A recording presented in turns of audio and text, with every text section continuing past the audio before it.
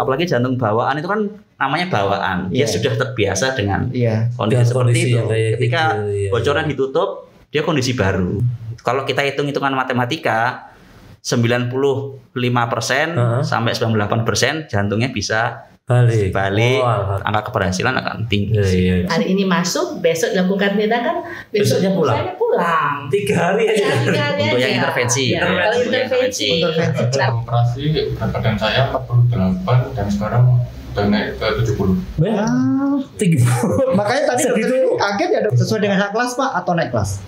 Sesuai dengan kelas. Kelas ya, Rp0 bayarnya. Dan ini biaya cukup besar sekali loh Pak. Iya. Wow loh.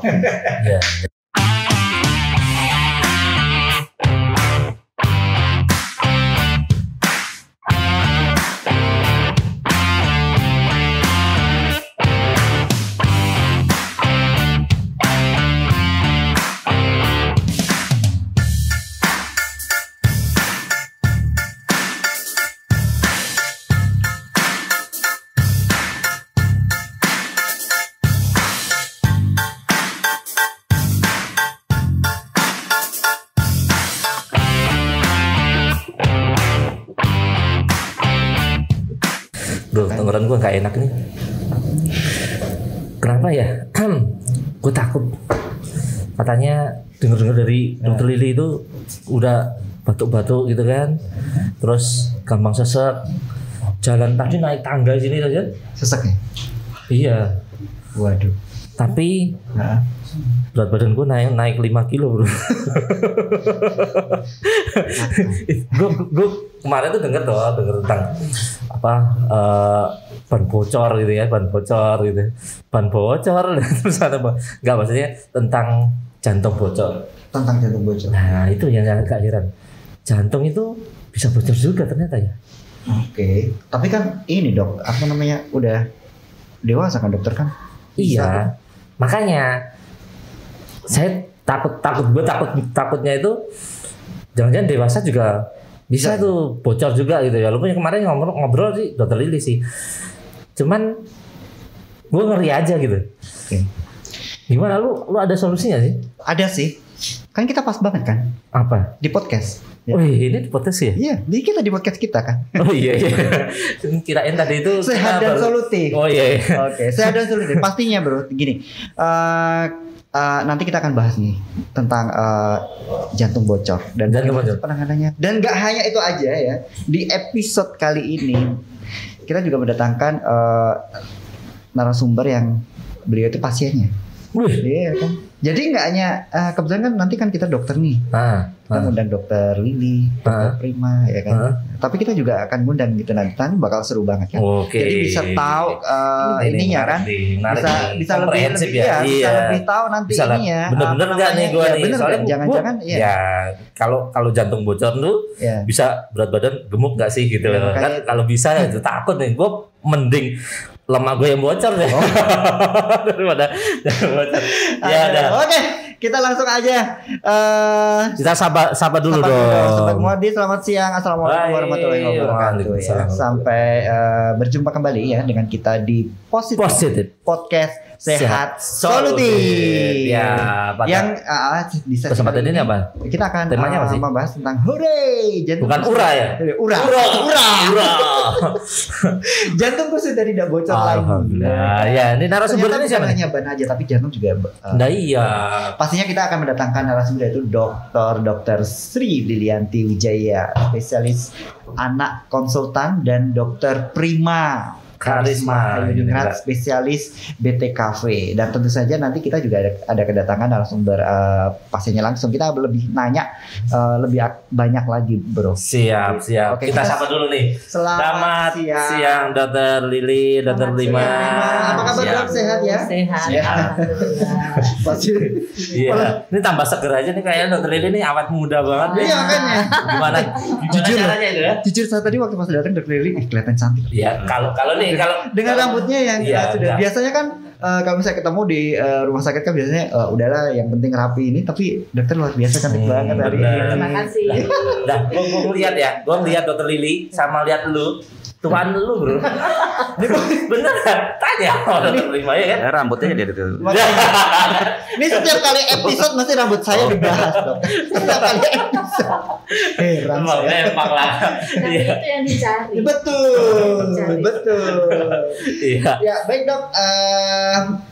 Kita tadi sudah ini ya bicara ngobrol ya dok. Jadi ngobrol kita tentang kasus jantung bocor gitu loh. Nah ini tadi kan yang saya takut dok. Ini kan saya udah gede ini, udah tua deh, udah tua.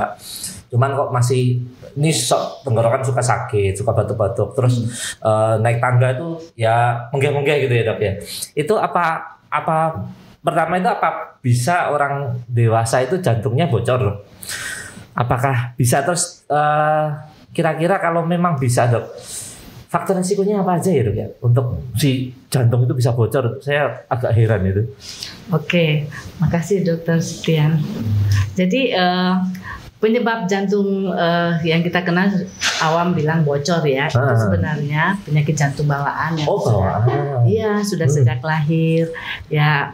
Penyebabnya itu multifaktorial ya. Jadi ada dikatakan faktor genetik ada mempengaruhi, ada faktor lingkungan juga. Faktor genetik kan banyak kelainan-kelainan jantung bawaan itu disertai dengan suatu sindroma, bersamaan dengan suatu sindroma seperti sindroma Down syndrome, sindroma Marfan, sindroma Turner. Begitu juga faktor lingkungan juga sangat mempengaruhi. Lingkungan seperti ayahnya perokok, ibunya lagi hamil. Nikotin itu sangat mempengaruhi. Jadi jantung yang dibilang penyakit jantung pada rokok itu nggak cuma pada perokoknya juga aja ya. Perokok pasif juga ketika ibunya sedang mengalami hamil, apalagi pada trimester pertama itu nikotin itu sangat toksik. Berisiko. Gitu. Ya di samping itu usia ibu pada waktu hamil juga pada usia yang tua juga merupakan faktor risiko juga. Baik bukan ibunya aja, bapaknya pun kalau sudah sangat berumur juga itu spermanya kadang-kadang juga katanya dapat mempengaruhi juga. Berarti kalau yang tua-tua keladi itu sebenarnya beresiko untuk anaknya. Ada rambutnya putih. Enggak, anaknya rambutnya putih kayak gini. Rambutnya lagi. Oh iya. Jadi banyak faktor-faktor lain lagi seperti adanya infeksi pada waktu ibu mengandung, infeksi TORS ya. TORS ya. TORS apa sih dok? Ya toksoplasma. Oh iya. Saya kira TORS itu obor. Iya. Terus itu kan kelainan kongenital gitu ya. Berarti kan dari kecil gitu. Dari sejak lahir. Sejak lahir. Apakah mungkin kalau yang dewasa kalau kayak saya gitu terus baru kerasanya gejala itu waktu dewasa itu apakah mungkin? Kemungkinan pada waktu dia lahir sampai anak itu terlewatkan. Jadi nggak dirasain gitu ya? Bukan tidak dirasain, belum terdiagnosis. Nanti dia besar baru dia merasakan. Sudah mengalami komplikasi. Kan komplikasi pada jantung bocor itu pada dekade ketiga atau sudah bertambah usia, itu baru mengalami komplikasi, tekanan tinggi di paru-paru, baru merasa merasa tidak nyaman, oksigen kurang. Padahal itu sudah masuk komplikasi, titik lagi sudah tidak bisa dilakukan tindakan apa-apa nantinya. Jadi memang bisa ya, memungkinkan ya. Tapi di samping itu juga bukan saja penyakit jantung bawaan aja, tapi kan ada penyakit jantung didapat setelah ya usia angka kejadiannya itu 5-15 tahun. Ya seperti oleh pengaruh penyakit-penyakit yang sering sakit tenggorokan. Katakan sering sakit tenggorokan. Ya ada beta streptococcus, beta hemolyticus itu dia dapat mengakibatkan demam rematik. Yang efeknya kalau kuman itu masuk, dia salah kaprah, dia sama dengan antigen antibodi yang ada di katup jantung, dia menyerang katup jantungnya sehingga katup jantungnya menjadi lebih rusak kalau terpapar dengan kuman. Dan bocor juga lagi dok. Akhirnya katupnya bocor. Pintunya nggak tertutup rapat. Berarti apakah sering anak-anak itu juga akan mengalami kebocoran jantung juga dok? Maksudnya kan anak-anak banyak yang suka batuk pilek ya? Iya. Suka batuk pilek gitu. Biasa angka kejadiannya itu 5 sampai 15 tahun. 5 sampai 15 tahun. Tapi kalau misalnya dia kan kita nggak tahu ya dok ya. Tadi kan melalui dari ternyata kan ada rubella, TORCH kayak gitu kan. Berarti selama kehamilan itu nanti juga ada seharusnya apakah harus ada pemeriksaan hal tersebut? Iya, sebaiknya juga ibu mau sebelum hamil juga melakukan pemeriksaan screening TORCH-nya supaya benar-benar dia mengalami nanti kalau dia hamil bayi yang benar-benar sehat. Kita nggak menuduh, tapi salah satu yang kelainan jantung bocor yang namanya patent ductus arteriosus biasanya disertai dengan penyakit infeksi rubella. Berarti banyak jenisnya dok, banyak jenis bocoran itu namanya banyak ya. Banyak ya. Jadi kalau pembagiannya itu ada penyakit jantung bawaan itu kita bagi 2, yang biru dan yang tidak biru. Biru ini apa? Maksudnya lingkaran biru itu kan?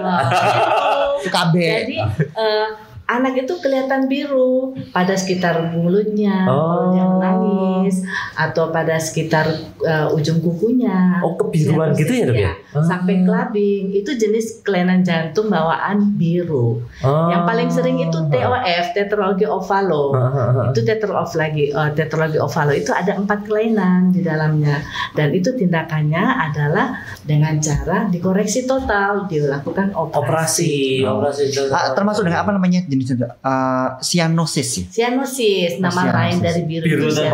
Nama lainnya cyanosis. Cyanosis itu biru itu awam, cyanosis itu di kedokterannya kita bilang cyanosis. Cyanosis. Jadi kayak misal gimana sih dok ciri fisiknya dok? Apakah mungkin kan bayi mungkin baru umur berapa hari tuh kadang kan seperti halnya bayi itu mungkin dengan kondisi cuaca seperti kan dingin dan ini kan kadang kan orang nggak bisa bedakan ya mungkin karena dinginnya kelopak matanya ada yang menghitam. Iya, kalau bayi-bayi baru lahir, kalau biru kita harus screening aja dulu. Screening birunya dengan sekarang alat pulse oximetry bisa. Yang COVID itu kan biasanya kita itu bisa. Iya bisa. Jadi 24-48 jam setelah lahir kita screening dengan itu. Kalau biru, karena kan bayi-bayi itu kan ada adaptasinya, paru-paru yang di dalam tidak berkembang, kemudian dia setelah lahir dia mengembang. Mengembangkan itu kan ada tahanan resisten paru yang masih meninggi. Jadi belum turun sampai 3 bulan pertama kehidupannya. Nanti dia menurun secara perlahan-lahan. Oksigen semakin banyak masuk ke paru-paru, itu biru biasanya hilang. Jadi awal-awal kelahiran memang masih ada sedikit-sedikit biru-birunya. Tapi kalau untuk memastikan ini ada kelainan jantung bawaan apa tidak, bisa dengan alat pulse oximetry. Karena antara preduktal dan postduktalnya itu ada perbedaan lebih dari 3 itu maksudnya apa tuh? Maksudnya fungsinya preduktal itu kan ada anatomi. Jadi ada yang ke kaki dan ada yang ke lengan kanan. Jadi lengan kanan sama kaki kiri. Gitu. Kita lakukan pemeriksaan 2 kali. Jadi kalau ada perbedaan selisih dari 3, lebih dari 3% itu ya, angkanya 3% ya. Itu dari 95 menjadi 90 kan. Itu kemungkinan besar ada penyakit jantung. Gitu. Jadi malahan yang kritis, yang sangat dark dependent. Dan dependent yang sangat memerlukan PDA ini harus tetap terbuka. Tapi kalau memang dia sudah saturasinya sudah menurun dari nilai menurun itu di bawah 90 berarti.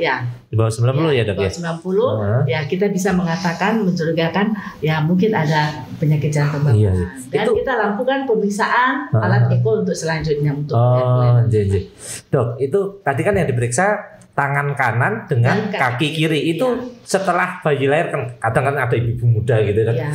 Kadang kita nggak tahu. Kalau misalnya kamu kan dokter nih, kalau saya bertanya gini dok, saya orang awam ya dok ya, bukan orang medis. Saya nanya untuk mengenali tanda-tanda pertama nih, saya punya baby baru berapa hari. Nah mungkin mengenali bahwa gejala-gejala pertama kali kalau misalnya ada kelainan jantung itu seperti apa dok? Dia menangis, dia biru. Kalau nangis biru. Kalau nangis biru. Kan tadi kan dokter menjelaskan ukuran secara medis ya harus dengan alat dan ini. Kemudian kalau misalnya bisa juga kita tes itu kan kalau ada perbedaan itu atau dia kalau umpamanya tidak dilakukan pemeriksaan dia kalau dikasih nete itu nggak bisa lama, putus-putus. Birunya itu berarti dari kulit wajah? Di sekitar mulut. Oh, di sekitar mulutnya.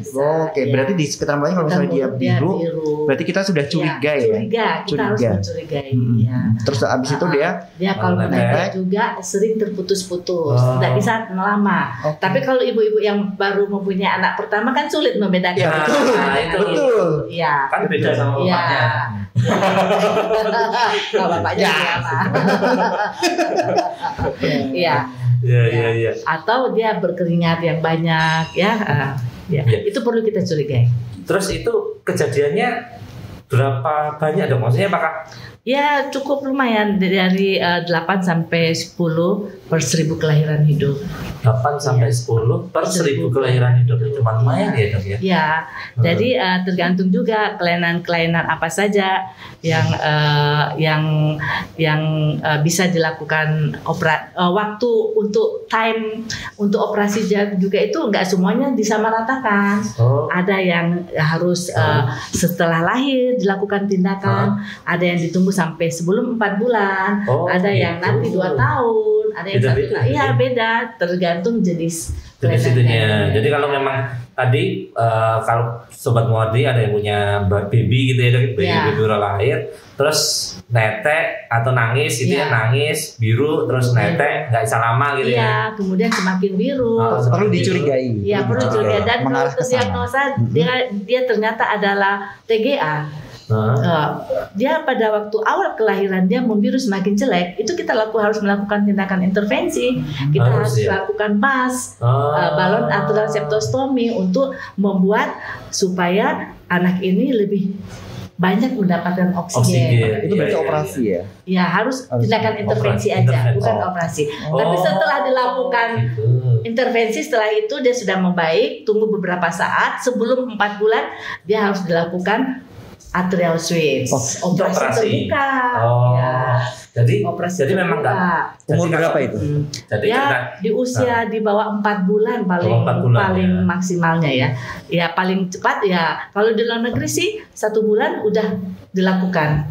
Jadi tergantung institusi di mana sudah institusinya juga. Jadi pokoknya kuncinya teman-teman, kalau bayinya biru tadi ya, nangis biru, terus kemudian neteknya sedikit-sedikit, coba mungkin dicek dulu berarti dari saturasinya ya. Saturasi nanti di pulsa oximetri di lengan kanan sama kaki kiri. Lengan kanan sama kaki. Nah, ketika itu berbeda lebih dari 5% atau 3%. Lebih dari 3% atau angkanya di bawah normal deh ya. Di bawah 90. Nah, di bawah itu kita perlu curigai. Kita curigai. Itu kuncinya ya teman-teman ya. Terus ternyata nggak semuanya itu harus dioperasi ya dok. Iya. Ada yang intervensi juga ya. Intervensi. Intervensi. Ya dok. Terus ini mumpung ini ada ahlinya ini, ada dokter Prima nih. Kapan sih dok bayi itu kan ibu-ibu nih takut, waduh nanti kalau dioperasi gimana gitu ya dok. Kapan sih ini pasien atau bayi atau anak itu harus dilakukan operasi dan kapan bisa diintervensi ya dok ya? Itu kapan ya dok ya kira-kira dok? Maksudnya biar wah ini jangan-jangan nanti kita bawa ke rumah sakit terus dioperasi gitu loh. Yang itu kan yang suka ditakutkan gitu ya.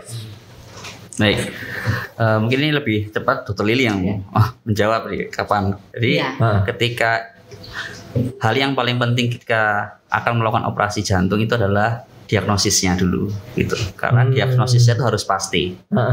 Kenapa? Tadi sudah sampaikan Dokter Lili, operasi jantung itu kelainan jantung bocor itu bermacam-macam. Ada yang biru, ada yang tidak biru. Betul. Tidak biru itu juga ada macam-macam. Ada ASD, ada kebocorannya di dalam level serambi. Misalkan kalau bahasa jantung anak SMA itu serambi bilik, ada di level bilik, ada di level yang lain. Itu. Kalau yang biru itu macam-macam lagi. Ada tetralogi ovalo yang paling banyak, ada lagi kelainan lain, TGA dan lainnya. Oh, jadi bocor itu pun nggak selalu biru ya dok ya? Waktunya pun timingnya ada yang harus segera, ada yang nanti kita operasi. Dan itu tugas dari Dokter Lili dan kawan-kawan untuk memastikan. Kenapa? Karena operasi jantung itu operasi yang secara sederhana dikatakan itu adalah operasi yang harus sekali berhasil. Jadi begitu diagnosisnya tidak tepat, nanti akan jadi Dan itu beda-beda, tiap kelainan itu beda-beda. ASD, VSD, ATOF itu cara operasinya berbeda. Kalau tadi kan untuk tindakan pertama adalah intervensi ya dok. Ya, kalau misalnya untuk intervensi tersebut itu apakah juga menggunakan peralatan seperti cath lab dan itu? Ya, sangat kita butuhkan cath lab ya untuk intervensi. Kalau BAS itu tanpa cath lab juga bisa. Di ruangan ICU kita bisa dengan dituntun oleh alat ekokardiografi aja. Itu bisa. Namun ya, yang itu yang awal tadi. Ya awal biru tadi. Kalau dia TGA kan kita harus memperbaiki dia punya oksigenasi dengan membuat lubang lebih besar malahan. Di tingkat serambi supaya terjadi mixing, percampuran oksigen udara yang baik di tingkat serambi. Oksigennya jadi lebih banyak gitu ya. Karena tekanannya nggak begitu berbeda signifikan sehingga dia bisa terjadi percampuran darah yang baik di situ di tingkat atrial. Namun jika umpamanya dia ada PDA, penyakit jantung bocor yang lainnya, itu tergantung berat badannya lagi. Biasanya dengan alat. Jadi kalau berat badannya masih bayi, dia mengalami PDA dan biasanya PDA dia kan gagal napas, dipasang ventilator sehingga jika dia sulit keluar dari ventilator ya kita harus tutup dengan berat badan sekecil apapun. Sekarang ada alat-alat sekecil apapun bisa ditutup seperti memakai device alat-alat tertentu yang spesifik Piccolo begitu. Bisa dengan berat badan lebih rendah kita tutup. Dulu batasnya 6 kilo. Tapi sekarang sudah bergeser, berat badan semakin kecil kita bisa menutup. Bisa sih. Di rumah sakit Dr. Murti juga bisa. Bisa. Wah. Aku baru tahu. Kuncinya di situ. Dokter Prima, saya nanya dulu dokter. Iya. Itu tadi kan bisa, jadi operasi itu kan ada 2 intervensi sama yang non intervensi atau medik operatif ya. Umur berapa dok? Kalau misalnya anak itu misalnya apakah juga harus bedah torak atau bagaimana dok?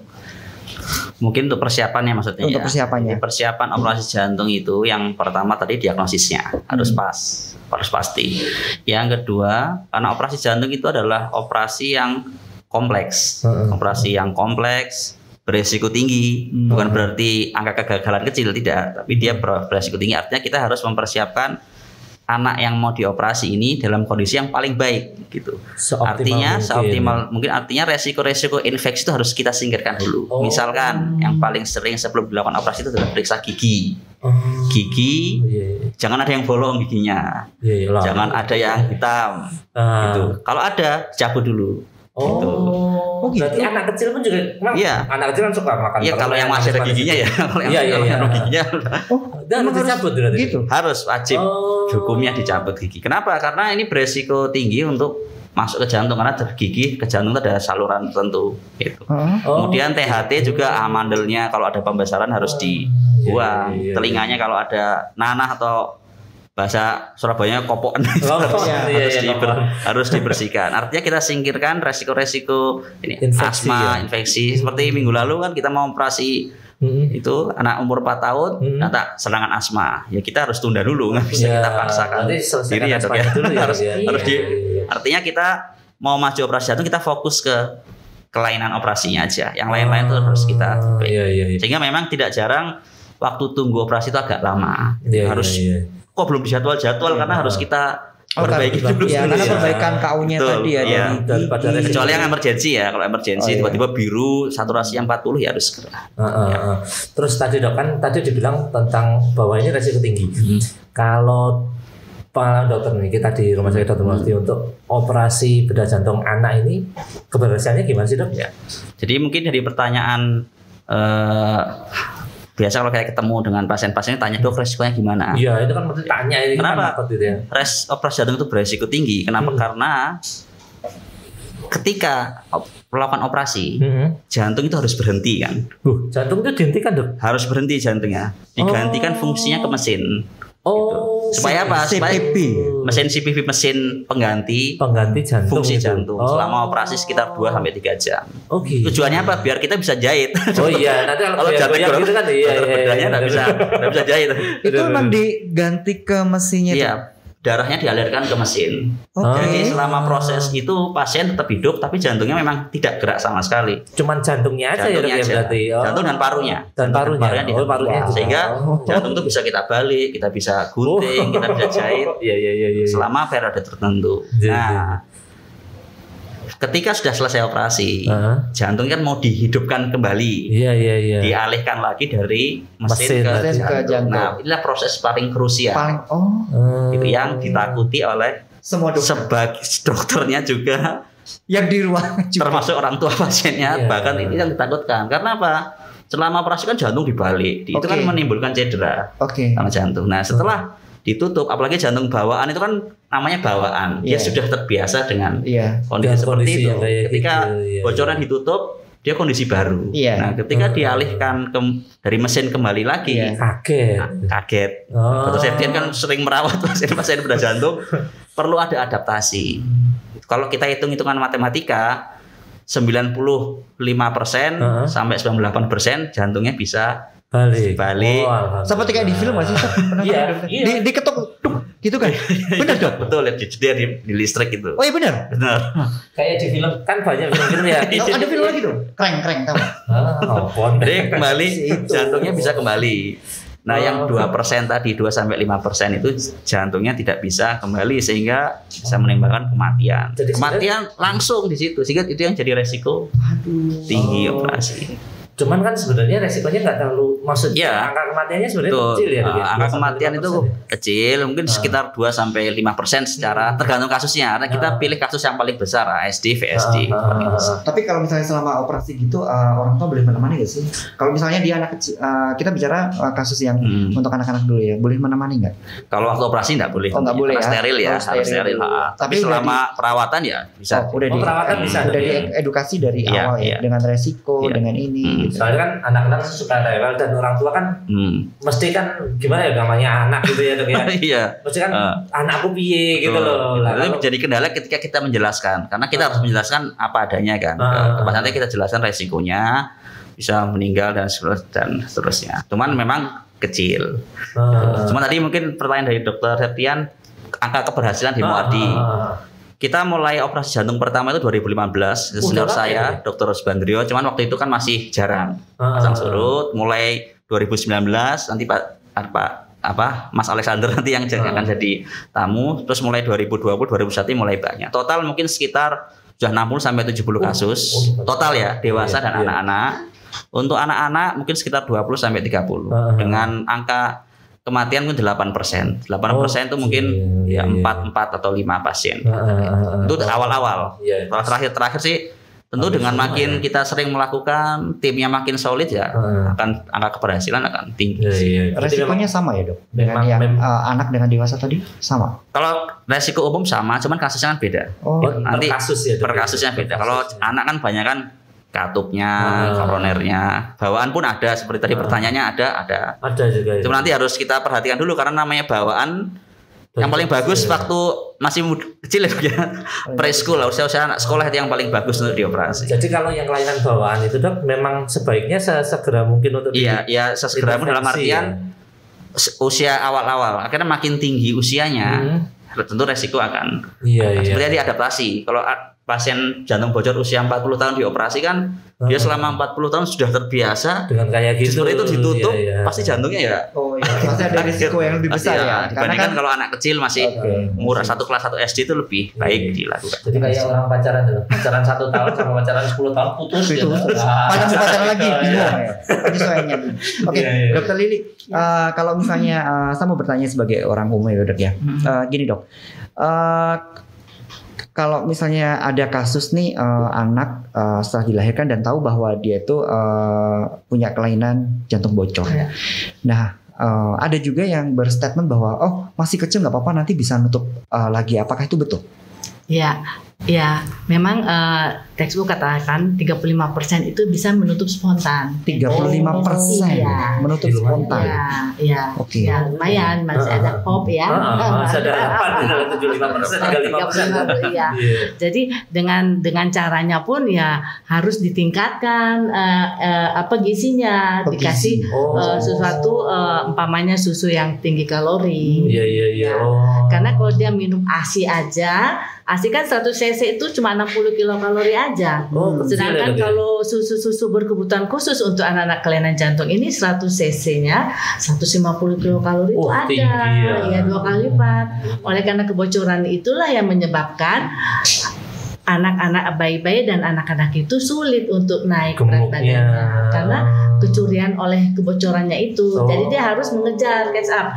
Kadang-kadang dengan dia mengejar dengan catch up dengan makanan yang tinggi kalori begitu, kita mau rencana mau closure, mau tutup, tahu-taunya udah tertutup. Udah sendiri. Ya, itu kan masih ada 35%. Iya, 35%, lumayan dong. Ya, tapi yang tidak ada itu, ya kita tutup dengan, kalau saya sih beda dengan dokter Prima. Kalau saya itu main di ruang cath lab. Nanti kalau agak sulit atau gimana baru saya serahkan sama dokter Prima. Jadi yang simpel-simpel saya lakukan di cath lab seperti PDA, ASD, occluder, VSD, ya saya lakukan dengan alat device ya. Kemudian setelah ditutup itu signifikan anak-anaknya bisa naik. Memang permasalahan juga kadang-kala sulit ya, orang-orang tua tidak mau bisa menerima anaknya. Menerima kelainan jantung aja sulit. Iya. Terus gimana dok? Dia ada penolakan ya. Kita ada teknik-teknik tertentu, pendekatan secara spiritual. Didoain. Berarti selain harus bisa mengoperasi juga harus bisa mengedukasi. Banyak dok. Spiritual dokter itu harus ditingkatkan juga. Itu penting dok ya. Mental kita juga. Kalau orang tua percaya pun kita kan juga akan. Banyak dok. Banyak orang tua yang menolak itu banyak. Banyak menolak. Dia menolak. Jadi kita yakinkan dulu. Ibu minta tolong jangan ditolak. Ibu harus ikhlas, harus ridho, harus pasrah.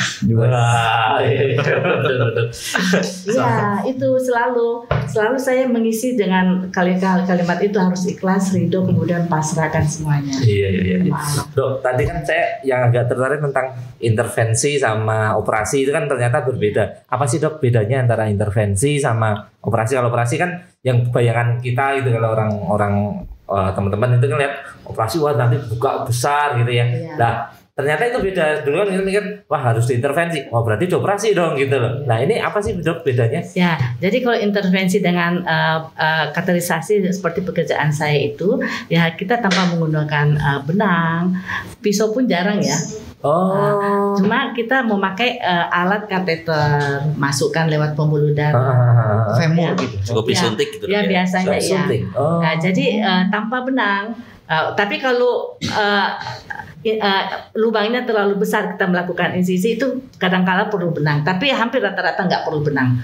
Jadi kita melakukan lewat paha, ada 2 pembuluh darah itu, vena dengan arterial, di situ kita masukkan kateter menuju jantung. Jadi kita main locally, tapi kita punya wawasan harus globally. Iya. Jadi kita tinggal melihat di monitor gitu dok.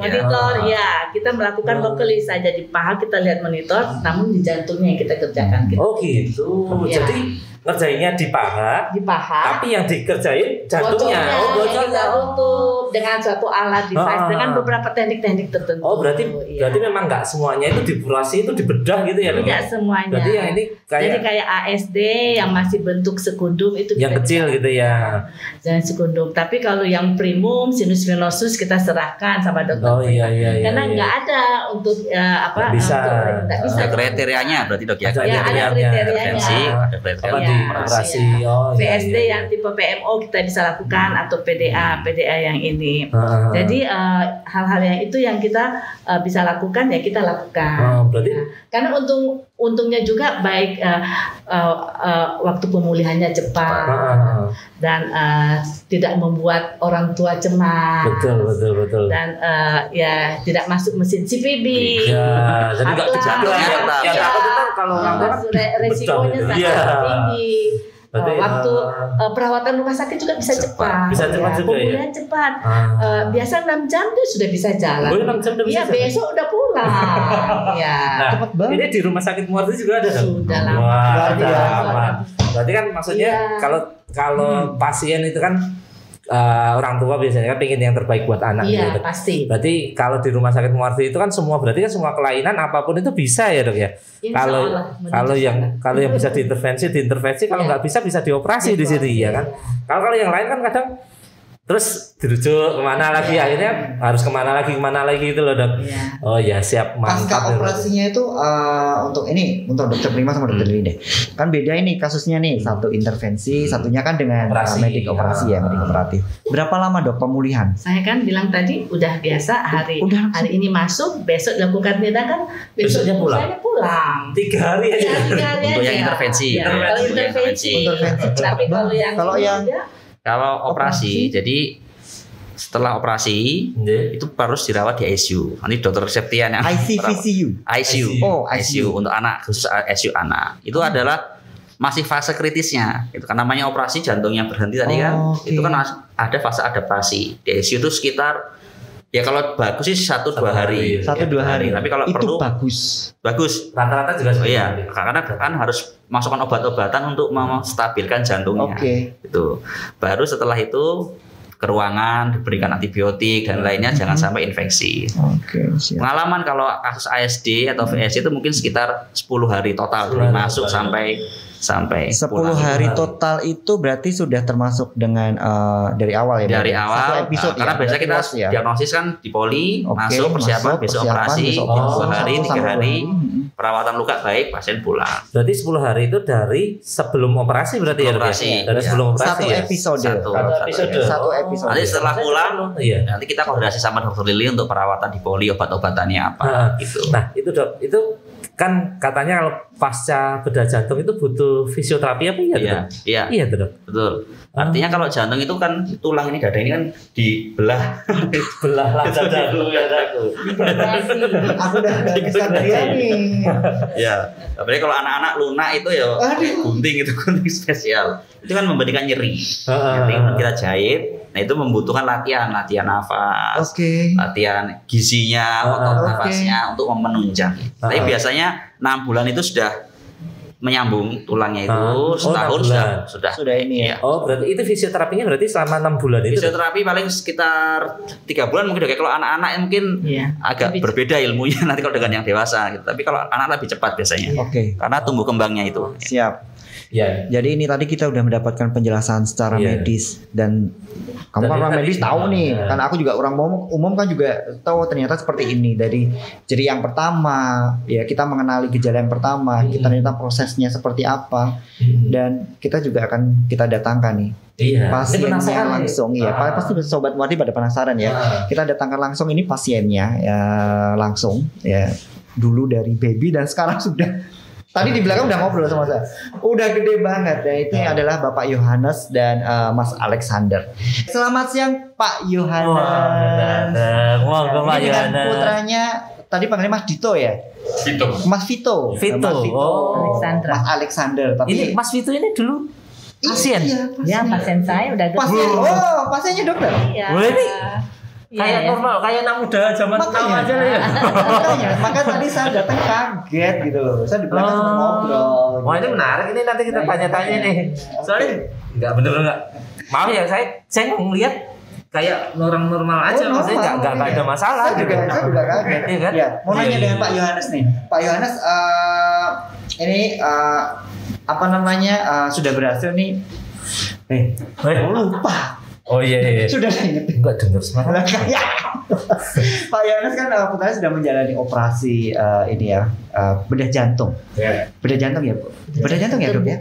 Bedah jantung terbuka. Berarti yang operasi tadi deh, bukan intervensi ya? Dari usia berapa, Pak? Mungkin kita perlu diceritain ini. Awal mulanya dulu ya, Pak ya. Mas Vito ini dari umur berapa dan pertama kali Bapak tahunnya seperti apa gitu. Monggo. Waktu itu kita belum mengenal ya apa itu jantung bocor atau apa gitu ya. Iya.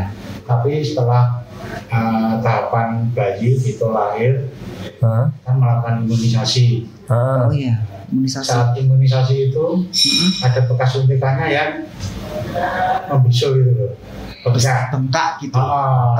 Waktu itu saya periksa di dokter Hafid ya, bilang Paragon ya. Kemudian sama dokter Hafid diminta ini nanti operasi dibelah untuk apa? Bengkakan dan imunisasi itu. Sebelum ada operasi dicek semua, diperiksa. Ada yang beda di jantungnya gitu. Akhirnya di usia dini itu kita berapa bulan Pak tepatnya? Imunisasi berarti satu bulan ya? Udah lebih sih. Oh lebih dari 1 bulan. 1 bulan. Lebih dari 1 bulan. Oh tapi ini judulnya bukan yang bergejala karena jantungnya dulu ya? Iya. Berarti termasuk jantung bawaan. Iya. Memang ada kelainan jantung bawaan yang memang udah ada gejala ya. Seperti ASD. ASD itu memang tidak membunyi, tidak ada bising, tidak ada desir jantung. Memang enggak. Cuma kadang-kala ya kalau dia terlalu besar, anak sering mengalami ISPA, sering batuk-batuk itu tuh ya. Mungkin keluarga cuma anggap batuk biasa ya. Nah itu berarti dulu operasi di umur 1 bulan untuk operasi jantung. Bukan operasi, tapi setelah kita tahu ada bisul dulu kan. Operasi apa bekas imunisasinya. Pengobatan dulu, jadi detak jantungnya diperlambat kan ya, kasih obat kuning gitu kan ya. Jadi itu terus dikasih obat dulu ya. Itu kan. Udah selesai, malah ininya pecah sendiri. Bisulnya. Bisulnya pecah sendiri, akhirnya kita udah tahu kan. Akhirnya ya melihat kenapa sih jantung bocor, pengobatannya di mana, cari tahu, baca artikel, dan itu termasuk yang nggak biru yang tadi disampaikan dokter ini, sama dokter Prima, nggak biru, sama mata-mata juga nggak biru, nangis juga nggak pernah biru. Iya betul. Hanya itu kelihatan di dadanya itu kalau tidur itu detaknya ya. Kencang. Kelihatan itu lah ya. Kelihatan. Jadi waktu bayi, waktu bayi kan mungkin ada bukan tradisi ya, di bedong, tahu nggak? Nah di bedong itu juga waktu kecil Mas Vito juga di bedong kan Pak? Atau gimana? Kan biar waktu sudah tahu ketahuan itu tetap di bedong atau mungkin ya tetap di bedong. Tetap di bedong ya namanya. Tawanya tahu nggak di bedong? Udah 3 bulan lebih kok. Gitu. Berarti dengan itu juga nggak mempengaruhi, takutnya kan dulu kan jantungnya terlalu cepat dan ini gitu. Ternyata nggak ada apa-apa ya Pak? Nggak ada. Cuma memang tadi disampaikan benar, neteknya nggak bisa. Putus-putus. Iya. Dulu formulasi. Berat badannya sempat kecil. Bagus, kalau sempat berat badan bagus juga sih, dan gemuk. Gemuk juga ya. Tapi waktu itu juga bingung juga ya.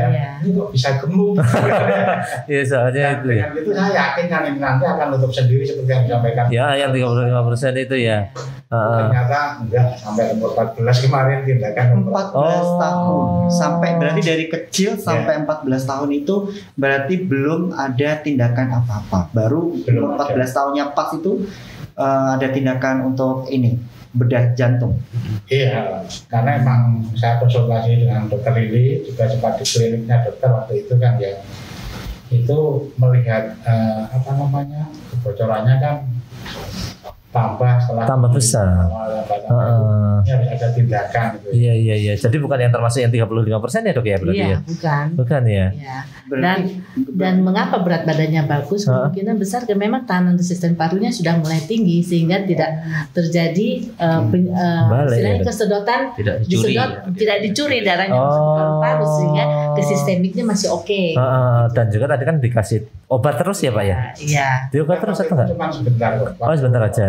Mau operasi imunisasi. Karena detaknya cepat. Detaknya cepat ya. Kuning mungkin bisa prolog. Iya. Oke, Mas Vito sekarang umur berapa ini Mas Vito? Sekarang saya sudah berusia 16 tahun. 16 tahun ya. Berarti 2 tahun yang lalu Pak ya? Mas itu ya operasinya ya. 2019 sih. Dulu waktu Mas Vito kan kecil ya. Tadi kita udah bicara di luar nih, kita ulang lagi. Kecil kan Mas Vito juga waktu SD, terus SMP, aktivitas seperti biasa. Kalau misalnya tahu jantungnya beda.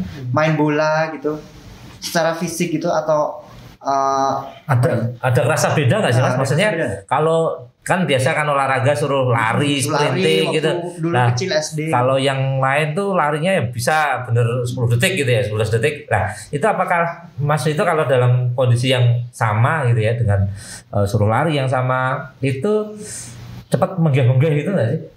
Iya.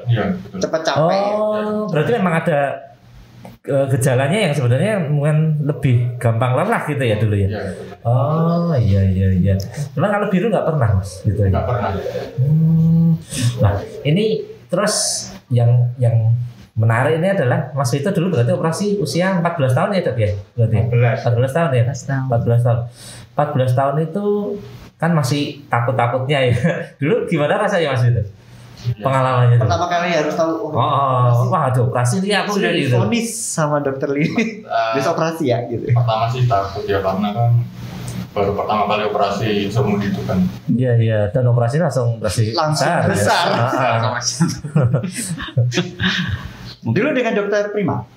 Dulu konsul masuk ke dokter Subandrio. Biasanya kita kalau operasi anak-anak kan saya ikut. Kasus-kasus operasinya kan bareng-bareng. Kasus seperti itu tadi seperti Mas Vito tadi berapa lama Dok pasca pemulihan pasca operasinya? Kalau ASD itu adalah operasi yang kasus yang sering dijumpai ya Dokter Lili ya. Kita hitung secara statistik di populasi itu ASD itu adalah yang paling sering. Paling banyak ya. Paling sering dan paling tinggi angka keberhasilannya dan paling sederhana. Gitu. Paling sederhana. Sederhana itu bukan mudah, operasi jantung sulit semua kan. Cuma yang paling jarang sekali operasi ASD itu bersifat fatal bila dioperasi pada usia yang tepat. Kalau untuk Mas Vito ini usia belasan itu sebenarnya termasuk resikonya agak tinggi Dok ya, karena paru-parunya ini sudah agak berat gitu. Walaupun ASD tapi usia segitu memang usia yang agak beresiko tinggi gitu. Yang paling ideal ya usia sekolah. Usianya usia berapa Dok kalau boleh tahu? Mungkin sekitar 6 tahun ya, 6 tahun preschool gitu. Dan nanti kan Dokter Lili akan memastikan bahwa paru-parunya tekanannya ini bagus. Bisa menerima kondisi ketika bocornya itu sudah ditutup. Karena tidak jarang begitu ditutup tadi adaptasinya jantungnya malah capek. Ya. Itu ya. Kalau itu agak sulit berat memang. Ini Pak Yohanes nih, sebagai orang tua Pak, ya kan sudah divonis sama dokter Lili, Bapak ini besok harus operasi dan ternyata operasinya sangat besar, ya kan bedah korak. Nah pasti dulu sudah mendapatkan edukasi dari dokter. Perasaannya gimana Pak? Kan ini bisa dibilang tadi resikonya besar sekali kan gitu. Gimana Pak? Seperti dikatakan dokter ini langsung ingat Tuhan ya Dok. Wah ini dokter ini luar biasa ya. Saya selalu saya labari dengan spiritual. Betul. Ini kalau boleh tahu itu anak keberapa nih? Anak pertama. Apalagi anak pertama ya. Biasanya kita kalau operasi anak pertama kita juga deg-degan. Tapi kan sudah diberikan edukasi. Dulu Bapak sama Ibu gimana nih? Kalau misalnya selama operasi itu pasti udah tegang di luar itu. Kita udah persiapkan sih sebenarnya. Ini saatnya nanti kalau dari bayi itu kalau nggak bisa nutup sendiri pasti operasi. Oh berarti sudah persiapan dari sejak Vito ini baby. Persiapan nanti pasti akan operasi itu. Tapi benar ketika nggak bisa nutup sendiri, terus ada vonis harus operasi ya. Saya berusaha menguatkan Vito juga. Terus saya berusaha secara mental saya bisa siapkan, istri juga, kemudian juga puasa 2 bulan sebelum. Puasa 2 bulan prihatin anak. Ya ini akan pertama ya. Biasa nggak ditahu ya.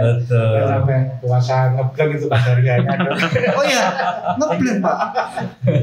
Kalau anak pertama itu kita diskusi sama dokter Dok, yakin mau dioperasi Dok. Makanya itu kan? Udah apa-apa gimana? Makanya itu.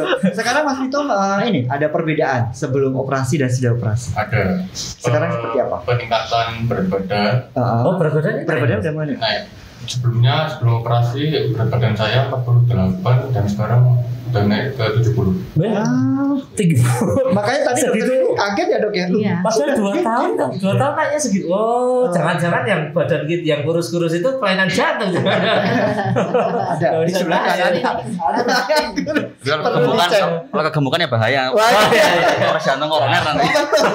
Betul dokter. Ya. Berarti sudah mulai aktivitas biasa Mas Vito. Aktivitas biasa, terus lari, jogging, dan itu udah mulai bisa ya. Udah nggak kayak untuk lari gitu Mas. Kan dulu kan udah sempat ngerasa ya maksudnya. Saya lebih gampang capek. Kalau dibandingkan setelah operasi nggak gampang capek ya? Ya nggak gampang capek. Benar-benar berasa ya. Oh ya alhamdulillah, berarti memang benar-benar ini ya. By the way, dulu mungkin kurus, sekarang udah gede kan? Iya. Dulu mungkin ada yang nolak, sekarang banyak yang antri. Antri ya? Betul Pak Yohanes ya? Banyak yang antri. Pak Yohanes dulu ini kan termasuk operasi ASD ini. ASD jenis operasinya ya? Iya. ASD ini cukup besar, sangat besar dan sangat mahal. Nah kemarin apakah Bapak ini ikut BPJS, pakai dijamin? Iya, saya ikut dijamin. Persiapkan itu semua makanya. Persiapan ini ikut. Saya ada asuransi swasta sih ya. Ada asuransi swasta betul. Cuman saya nggak sadar waktu itu kan yang namanya PJD, penyakit jantung bawaan, nggak bisa nggak bisa rumah sakit karena memang besar biayanya. Besar ya. Oke. Persiapan berarti ke BPJS, berarti kemarin dijamin dengan BPJS 0 rupiah. Sesuai dengan hak kelas Pak atau naik kelas? Sesuai dengan kelas ya, 0 rupiah bayarnya. Dan ini biaya cukup besar sekali loh Pak. Iya. Wow loh. Ya, jadi teman-teman yang punya anak ya, ada kelainan jantung bawaan, monggo pakai BPJS ke Rumah Sakit Dr. Muwardi. Nah, semuanya sesuai hak kelas dan bisa benar-benar penanganan terpadu ya dok ya, berarti ya.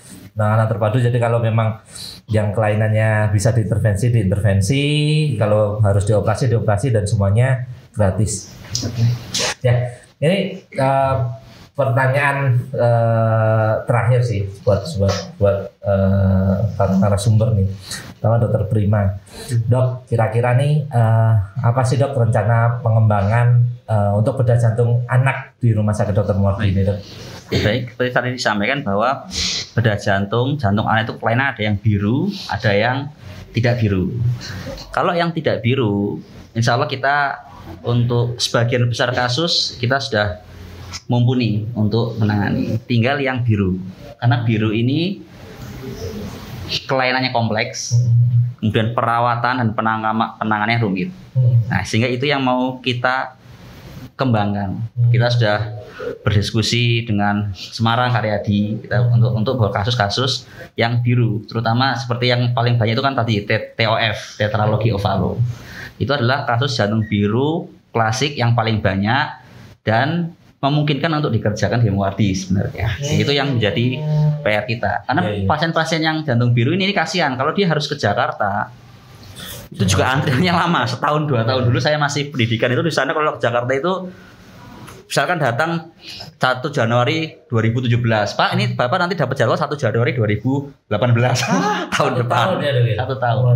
Dan selama proses itu kan namanya biru kan, dia akan makin nyempit, akan makin itu. Sehingga harapan kami dan Rumah Sakit Muwardi juga sudah sangat mensupport ya dari sisi segalanya. Kita tinggal mempersiapkan untuk pengembangan operasi-operasi jantung biru supaya bisa dikerjakan di Muwardi. Gitu.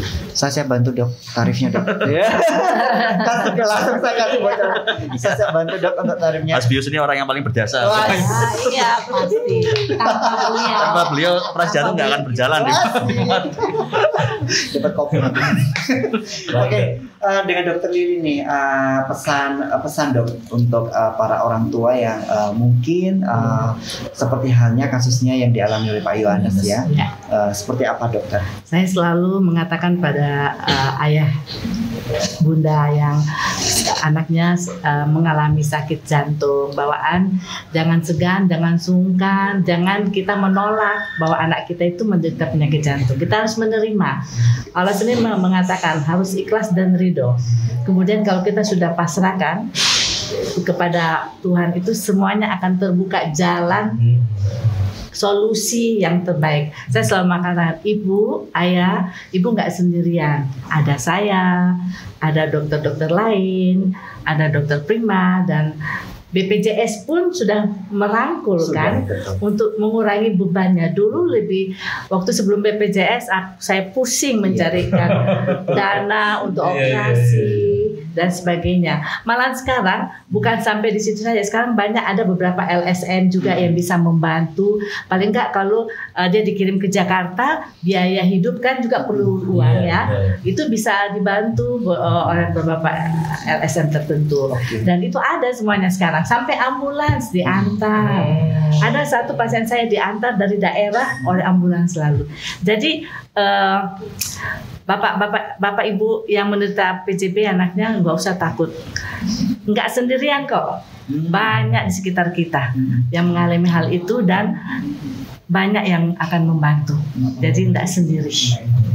Ya, itu yang saya selalu mengatakan, jangan sungkan, jangan segan, dan harus menerima kenyataan ini. Harus bertegar hati dan semangat, tetap semangat. Baik. Mungkin ada tambahan pesan-pesan buat orang tua dari Dokter Prima, Dok, untuk yang punya putra-putra ya. Jadi kalau nanti bapak ibu putranya sudah divonis ini harus operasi.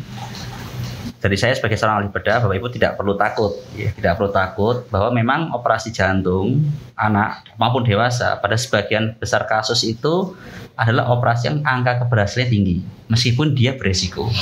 Artinya kita saya selalu mengedukasi pasien anak yang jantungnya bocor, Pak. Tugas saya sebagai seorang dokter adalah menutup jantung yang bocor itu.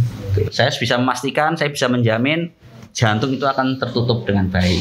Tapi berikutnya kita serahkan sama Allah Subhanahu wa taala gitu. Artinya kita tidak perlu takut karena operasi jantung itulah operasi yang beresiko tinggi tapi angka keberhasilannya tinggi. Jadi jangan dilihat yang matinya. Yang mati itu sedikit. Dilihat yang berhasilnya. Makanya kalau di poli itu kadang-kadang pasien itu saya boleh minta pasien yang dari saya kasih, karena kita punya list datanya. Jadi ini ada nomor teleponnya. Monggo telepon itu gimana itu, atau WhatsApp saya pun saya 24 jam saya tidak pernah menolak kalau misalkan di WhatsApp. Termasuk Pak Yohanes berarti ada di sini. Mungkin deh abis ini Pak, abis podcast ini Pak Yohanes nanti nomor dia sudah aktif ke Dokter Subandrio karena kan beliau ketemunya dokter. Iya, saya ya akan selalu berdiri terus Pak Yohanes, betul ya kemarin. Iya, Pak gitu. Oke, sekalian nih Pak Yohanes, pesan dan pesan ini buat Sobat Muadi dan sebagai untuk masyarakat umumnya bahwa Pak Yohanes ini adalah saksi hidup keberhasilan dari proses operasi yang sekarang putranya sudah sangat sehat sekali. Sehat sekali. Iya. Udah punya pacar 3. Tampaknya pacar 3 istri 1 loh. Monggo Pak, silakan pesan dan pesannya Pak. Pesan-pesan saya yang saya sudah mengalami sendiri ya. Jika ada indikasi penyakit jantung bocor, segera atasi karena untuk mengeliminasi resiko yang lebih tinggi ya. Karena kalaupun itu harus operasi, lakukan. Karena kalau nggak dioperasi ya kita simpan berwaktu ya. Betul. Kemudian akan semakin parah gitu. Dan percaya saja Tuhan akan kasih jalan untuk usaha-usaha kita yang terbaik. Gitu. Luar biasa. Ini menarik sekali nih Om. Seru ya ternyata ya. Seru banget. Baru kali ini kita digeruduk sama biasanya 1-2 Mary harus ini. Dan ini bikin pencerahan loh. Maksudnya kan semua orang tuh pada takut nih. Wah ada jantung. Wah kita dewasa aja. Wah jantung gitu kan. Nah ini ternyata di sini kita memberikan solusi ya kan. Tapi sebenarnya mau kita ngobrol lebih banyak lagi, tetap aja kita dibatasi oleh waktu yang memisahkan kita. Bukan dibatasi sama yang di depan. Waktu habis. Dari ya Ya ini mungkin kita bisa tutup closing hari ini. Terima kasih kepada Dr. Bima, Dr. Lili, Pak Yohanes, Pak Mas Vito. Mas Vito, terima kasih waktunya. Menyempatkan untuk hadir ke sini. Dan nanti kita akan ketemu lagi di podcast selanjutnya ya. Dengan materi yang lebih menarik lagi, ya kan, materi yang lebih seru lagi tentu saja ya. Dan selalu ada solusi-solusi di bidang kesehatan. Oke. Tetap positif. Podcast sehat solid. Terima kasih Sobat Muardi, sampai jumpa. Assalamualaikum. Dadah. Waalaikumsalam. Dadah.